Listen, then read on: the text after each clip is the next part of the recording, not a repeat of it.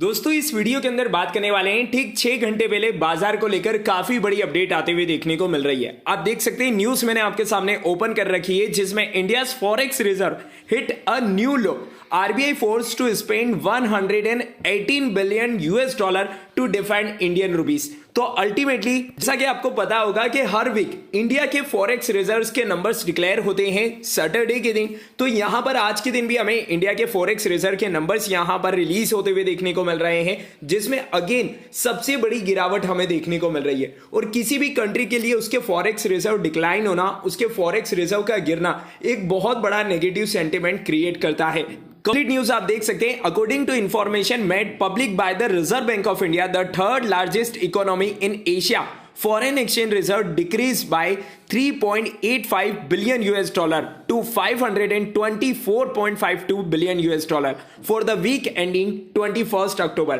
तो कंटिन्यूसली हमारे जो फॉरेक्स रिजर्व हैं वो डिक्लाइन हो रहे हैं, जो कि काफी बड़ा नेगेटिव सेंटिमेंट क्रिएट कर रहे हैं। अगर आप देखेंगे तो 3 सितंबर लास्ट ईयर हमारे जो फॉरेक्स रिजर्व थे वो लगभग 642 बिलियन यूएस डॉलर के थे। और अगर आप देखेंगे मार्च में, तो मार्च 2022 में हमारे जो फॉरेक्स रिजर्व थे वो 607 बिलियन यूएस डॉलर के थे। लेकिन यहां पर कंटिन्यूसली मार्केट में जिस प्रकार से रिसेशन का खतरा हमें देखने को मिल रहा है, जिस प्रकार से सेंट्रल बैंक की तरफ से इंटरेस्ट रेट को हाई किया जा रहा है और हमारी इंडियन रुपीस यूएस डॉलर के कंपैरिजन में कंटिन्यूसली वीक देखने को मिल रही है, जिसके चलते यहां पर आरबीआई अपने इंडियन रुपीस को संभालने के लिए यहां पर कंटिन्यूसली ओपन मार्केट के अंदर जो फॉरेक्स एक्सचेंज रिजर्व हैं उन्हें यहां पर सोल्ड आउट कर रही है, जिसका एक बड़ा नेगेटिव इंपैक्ट हमें हमारे इंडिया के फॉरेक्स रिजर्व के ऊपर देखने को मिल रहा है।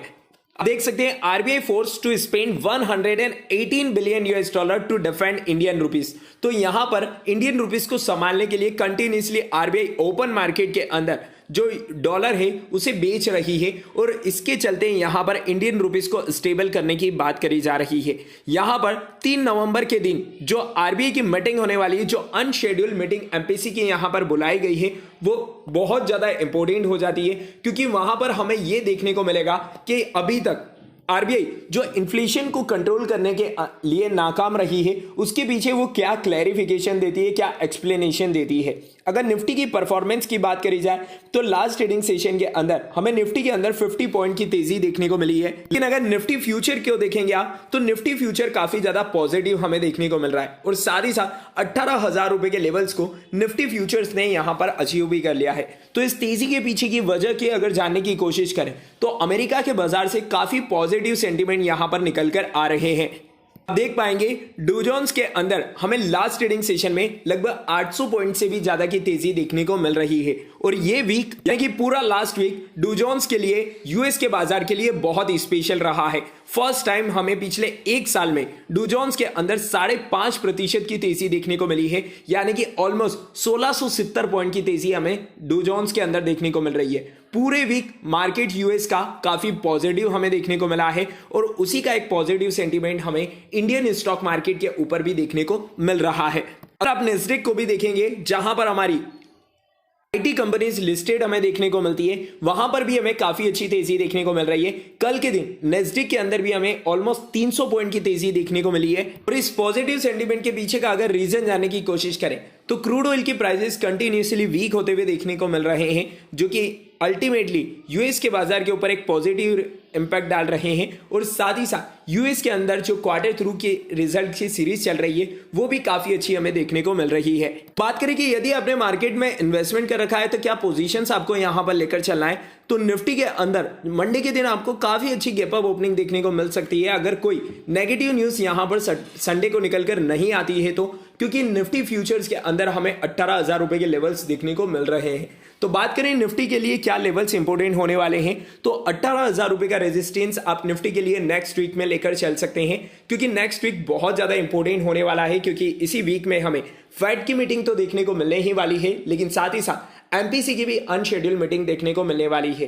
तो मार्केट में वॉलेटिलिटी, हाई वॉलेटिलिटी आपको देखने को मिल सकती है, जिस कारण से निफ्टी के अंदर आप 17,400 रुपए का सपोर्ट लेकर चल सकते हैं और सेकंड सपोर्ट आप 17,680 रुपए का लेकर चल सकते हैं। रेजिस्टेंस ऑलरेडी मैं आपको बता चुका हूं 18,000 रुपए का। चलिए अब बात कर लेते हैं कुछ और इंपॉर्टेंट अपडेट्स के बारे में। जैसा कि आपको पता है कि फ्राइडे के दिन एसीएम लिस्ट का सर्कुलर निकल कर आता है। रिसेंटली यहां पर सेबी ने लास्ट फ्राइडे के दिन का एसीएम लिस्ट का सर्कुलर रिलीज कर दिया है, लॉन्ग टर्म एसीएम लिस्ट का और शॉर्ट टर्म एसीएम लिस्ट का। तो किन कंपनियों को एसीएम लिस्ट से बाहर किया गया है और किन कंपनियों को एसीएम लिस्ट में इंक्लूड किया गया है, आइए जान लेते हैं। सबसे पहले स्टेज वाइज जिस कंपनी को लॉन्ग टर्म एसीएम लिस्ट की स्टेज 2 से स्टेज 1 में शिफ्ट किया गया है, दो कंपनियों के नाम हमें देखने को मिल रहे हैं, रचना इंफ्रास्ट्रक्चर लिमिटेड और जेनेसिस इंटरनेशनल कॉर्पोरेशन लिमिटेड। इन दोनों कंपनियों को लॉन्ग टर्म एसीएम लिस्ट की स्टेज 2 से स्टेज 1 के अंदर शिफ्ट कर दिया गया है। बात करें किन कंपनियों को एसीएम लिस्ट की लॉन्ग टर्म एसीएम लिस्ट से कंप्लीटली एग्जिट कर दिया गया है, तो टोटल 10 कंपनियों को इस वीक काफी बड़ी राहत हमें देखने को मिल रही है, जिसमें Jindal worldwide limited, Nath Biogenes limited, Lotus Eye Hospital and Institute limited, Biofil chemicals and pharmaceuticals limited, Palred technologies limited, Vivimed labs limited, Kritika wires limited, Hardwyn India limited, Empyrean cashews limited and Accord synergies limited. तो यहां पर ये total 10 कंपनियों को completely ASM list से exit कर दिया गया है, जिस कारण से मंडे के दिन यहां पर आपको पूरी तरीके से वॉल्यूम बेस्ड काम पूरी तरीके से यहां पर देखने को मिलने वाला है। चलिए अब बात कर लेते हैं शॉर्ट टर्म एसीएम लिस्ट के बारे में। तो शॉर्ट टर्म एसीएम लिस्ट के अंदर एक कंपनियों को यहां पर ऐड किया गया है, जिसका नाम है राजरतन ग्लोबल वायर्स लिमिटेड, जिसे लॉन्ग टर्म की एसीएम लिस्ट की स्टेज 1 के अंदर इंक्लूड किया गया है और मंडे यानी कि 31 अक्टूबर से यह सर्कुलर हमें एप्लीकेबल होते हुए देखने को मिलेगा। बात करें कि किस कंपनी को लॉन्ग टर्म के बाद में शॉर्ट टर्म एसीएम लिस्ट से बाहर किया गया है, तो एक कंपनी का नाम हमें यहां पर देखने को मिल रहा है, जिसका नाम है वंडर फिब्रोमेट्स लिमिटेड। इस कंपनी को एसीएम लिस्ट की शॉर्ट टर्म एसीएम लिस्ट की स्टेज 1 से कंप्लीटली एग्जिट किया गया है। तो इस कंपनी के ऊपर भी अगर आपने इन्वेस्टमेंट कर रखा है, यहां पर भी अगर आपने निवेश कर रखा है, तो मंडे के दिन इस शेयर्स के ऊपर भी आप नजर बनाए रख सकते हैं। तो उम्मीद है आपको वीडियो और अपडेट पसंद आई होगी। अगर आपको वीडियो और अपडेट पसंद आई है तो इसे लाइक और शेयर करना मत भूलिएगा। और साथ ही साथ अगर आप निफ्टी की परफॉर्मेंस देखेंगे तो पूरे वीक में निफ्टी के अंदर हमें लगभग 0.80% की तेजी देखने को मिली है, यानी कि 140 पॉइंट की तेजी हमें निफ्टी के अंदर देखने को मिल रही है। तो ओवरऑल हमारा मार्केट भी अभी पॉजिटिव हमें देखने को मिल रहा है। तो ये बहुत ज्यादा इंपॉर्टेंट रहेगा कि फेड की मीटिंग और एमपीसी मीटिंग्स के क्या आउटकम्स निकल कर आते हैं। जो भी अपडेट्स रहेगी आपको हमारे टेलीग्राम चैनल से और हमारे यूट्यूब चैनल से अपडेट कर दी जाएगी। तो चैनल को सब्सक्राइब करना और बेल आइकन को प्रेस करना बिल्कुल भी मत भूलिएगा। मिलते हैं नेक्स्ट वीडियो में अनदर किसी इंपॉर्टेंट अपडेट के। तब तक के लिए स्टे कनेक्टेड, स्टे अपडेटेड। जय हिंद, जय भारत।